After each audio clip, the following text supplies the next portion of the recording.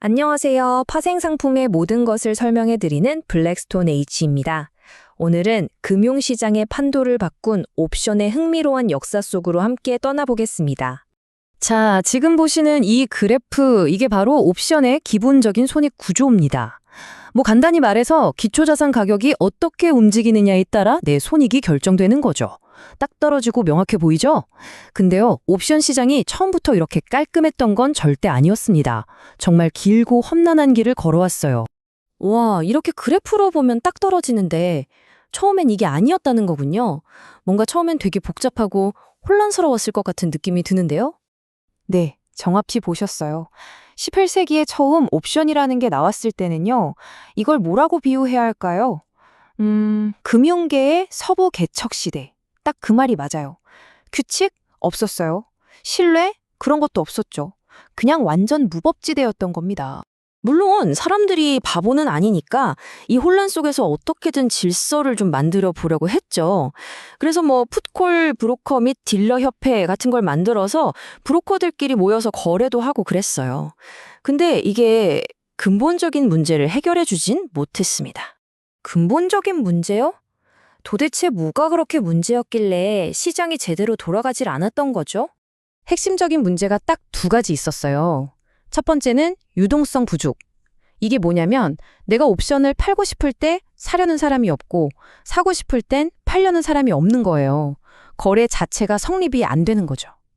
그리고 두 번째는 이게 진짜 치명적인데 거래 상대방 위험이라는 겁니다. 쉽게 말해서 계약을 맺은 상대방이 그냥 나 돈 못 줘 하고 배째라 하고 도망가 버리는 거예요. 네? 계약을 했는데 그걸 그냥 안 지킬 수도 있었다고요? 와, 그럼 내가 아무리 분석을 잘해서 이익을 내도 상대방이 그냥 사라져버리면 끝이네요? 이건 거의 사기판이나 다름없는데요? 이러면 누가 믿고 거래를 하겠어요? 맞습니다. 신뢰가 없는데 시장이 성장할 수가 없죠. 이 혼돈을 끝내고 시장이 제대로 돌아가려면 정말 판을 완전히 뒤엎어버릴 아주 혁명적인 아이디어가 필요했습니다. 그리고 그 혁명이 일어난 해가 바로 1973년입니다. 이 숫자는 꼭 기억해 두셔야 해요. 옵션 시장뿐만 아니라 금융 전체의 역사를 바꾼 정말 결정적인 해였거든요. 1973년. 대체 그 해에 무슨 일이 있었길래 모든 게 바뀐 거죠? 말씀하신 그 서부 개척 시대에 드디어 보안관이라도 나타난 건가요?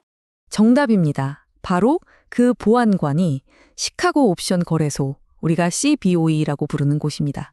이 CBOE가 표준화라는, 어떻게 보면 되게 간단한데 정말 강력한 무기를 들고 나타나서 이전에 있던 그 모든 문제들을 그냥 한 방에 해결해 버립니다.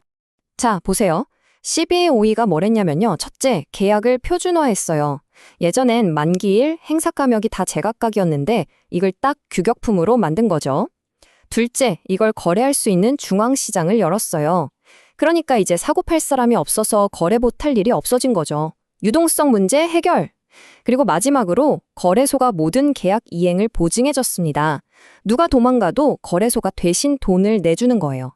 거래 상대방 위험 완전 제거. 끝난 거죠.